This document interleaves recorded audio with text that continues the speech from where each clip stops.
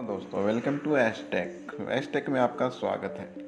Vivo ने अपना पहला folding smartphone Vivo x fold 3 Bharat में लॉन्च कर दिया है और ये जल्दी सेल पे जाने वाला है। और इस फ़ोन के बारे में मैं आपको इस वीडियो में सब कुछ बताऊंगा। इसके प्रोज कौन आपको ये स्मार्टफोन लेना चाहिए या नहीं लेना चाहिए, इस बारे में आपको सारी जानकारी दूंगा। साथ साथ इस स्मार्टफोन को आप कितने रुपये में खरीद सकते हैं और कहाँ से खरीद सकते हैं वो भी आपको जानकारी मिलेगी। तो आप बेसिकली आपके लिए ये वीडियो बहुत इंपॉर्टेंट होने वाली है अगर आप वीवो एक्स फोल्ड 3 में बिल्कुल थोड़ा बहुत इंटरेस्ट रख रहे हैं, क्योंकि इस वीडियो में आपको ये स्मार्टफोन लेने के कौन कौन से कारण हो सकते हैं या ना लेने के कौन कौन से कारण हो सकते हैं वो सभी एक ही वीडियो में पता लग जाएगा। तो देखिए, सबसे पहले हम बात करते हैं स्मार्टफोन की प्राइसिंग से। तो देखिए, ये स्मार्टफोन कंपनी ने एक ही वारंटी के साथ निकाला है, वो है 16 GB की रैम, 512 GB स्टोरेज। इस स्मार्टफोन की प्राइसिंग आपको 1,60,000 रुपये देखने को मिलेगी। हाँ, आपके पास अगर SBI या HDFC का क्रेडिट कार्ड वगैरह है तो आपको 20,000 रुपये का इंस्टेंट डिस्काउंट देखने को मिल जाएगा। इस स्मार्टफोन की पहली सेल 13 तारीख से आपको अमेजोन के ऊपर देखने को मिलेगी।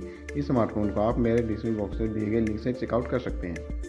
तो अब बात करते हैं स्मार्टफोन आपको लेना चाहिए या नहीं लेना चाहिए। तो देखिए, सबसे पहले हम बात करते हैं इसकी डिज़ाइन बिल्ड की। तो देखिए, डिज़ाइन बिल्ड के मामले में मुझे स्मार्टफोन ओवरऑल पसंद आया है, क्योंकि देखने में काफ़ी खूबसूरत नज़र आ रहा है। साथ ही में ये पतला भी है जो अदर फोल्डिंग स्मार्टफोन आते हैं उसके मुकाबले में।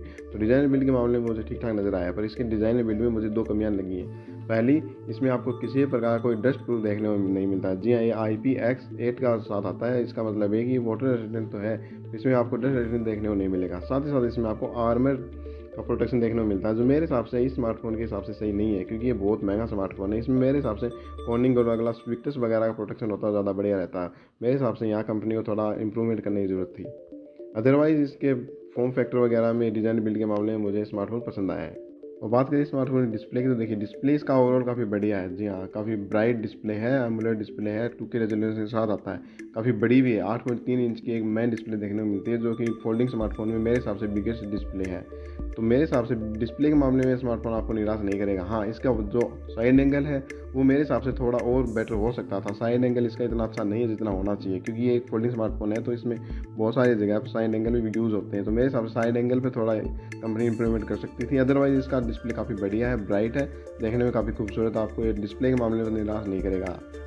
और डिस्प्ले के बाद अगर बात की जाए इसके परफॉर्मेंस की, तो देखिए, इसमें आपको क्वालकॉम स्नैपड्रैगन 8 Gen 3 वाला प्रोसेसर देखने को मिलता है, जो मेरे हिसाब से काफ़ी पावरफुल प्रोसेसर है। वहाँ तो आपको किसी प्रकार कोई निराशा नहीं होगी। गेमिंग कर लें या फिर मल्टीटास्किंग कर लें, ये फ़ोन आपको बिल्कुल भी निराश नहीं करेगा। हाँ, इसमें थोड़ी हीटिंग का इशू जरूर देखने को मिला है मुझे। हो सकता है ये ऑप्टिमाइजेशन की कमी हो या कुछ और हो, पर मेरे हिसाब से इस स्मार्टफोन में थोड़ी हीटिंग देखने को मिली है। खास करके आप अगर आउटडोर में इसमें कैमरा वगैरह यूज़ करेंगे तो ये स्मार्टफोन लगभग 47 डिग्री के आसपास का भी टेम्परेचर गेन कर रहा है। तो मेरे हिसाब से यहाँ हीट मैनेजमेंट थोड़ा और इम्प्रूवमेंट होना चाहिए था। अदरवाइज इसके परफॉर्मेंस में आपको कोई कमी नज़र नहीं आएगी। ये one of the best performing वाला स्मार्टफोन है, खास करके फोल्डिंग के हिसाब से मैं बात कर रहा हूँ।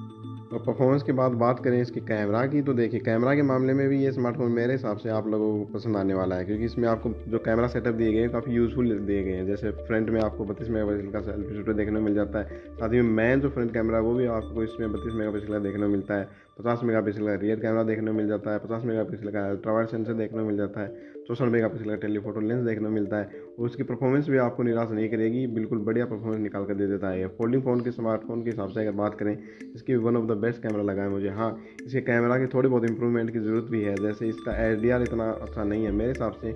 इस स्मार्टफोन में HDR को थोड़ा और इंप्रूवमेंट करने की ज़रूरत थी, क्योंकि कई बार ऐसा होता है कि जब आप आउटडोर में इसकी फ़ोटो निकालेंगे, खासकर हाथ सनलाइट में, तो सब्जेक्ट को या तो बिल्कुल डार्क कर दे रहा है या फिर जो स्काई है उसको बिल्कुल ब्लो आउट कर रहा है। तो मेरे हिसाब से HDR पर यहाँ थोड़ा ध्यान देने की ज़रूरत थी। अदरवाइज़ इसका कैमरा बिल्कुल भी आपको निराश नहीं करेगा, खासकर फोल्डिंग स्मार्टफोन के हिसाब से तो ये one of the best camera smartphone है। और बात करें इसकी बैटरी की, तो देखिए, बैटरी के मामले में स्मार्टफोन आपको बिल्कुल भी निराश नहीं करेगा, क्योंकि इसमें आपको 5700 mAh की बैटरी देखने को मिलती है।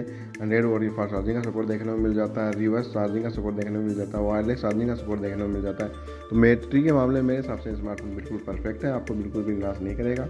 और आप अगर बिल्कुल हैवी यूज़र हैं तो भी आपको दिन में 7-8 घंटे का बिल्कुल एवरेज स्क्रीन ऑन टाइम दे देगा। तो मेरे हिसाब से बैटरी के मामले में यहाँ किसी प्रकार का कोई कॉम्प्रोमाइज़ नहीं किया गया है। One of the best smartphone है बैटरी के मामले में तो है। और बात करें नेटवर्क कनेक्टिविटी मामले में, तो देखिए, नेटवर्क कनेक्टिविटी के मामले में भी आपको स्मार्टफोन निराश तो नहीं करने वाला है, क्योंकि इसमें आपको डुअल 5G सपोर्ट देखने को मिल जाएगा।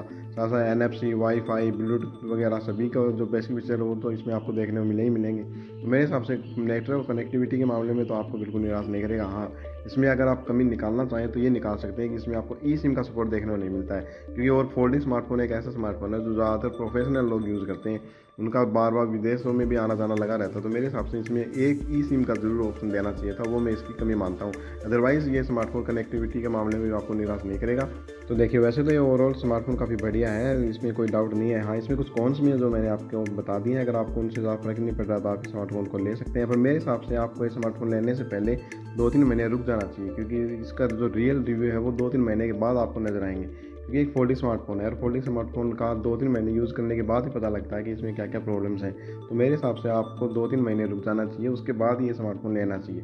और हो सकता है आपको इससे बढ़िया स्मार्टफोन भी देखने को मिल जाए, क्योंकि सैमसंग का फोल्ड 6 भी आ रहा है, तो वो हो सकता है इससे बढ़िया स्मार्टफोन निकल कर आ जाए आपके लिए। तो मेरे हिसाब से इस स्मार्टफोन को आप थोड़ा वेट करके ख़रीदें, वो ज़्यादा बढ़िया रहेगा आपके लिए।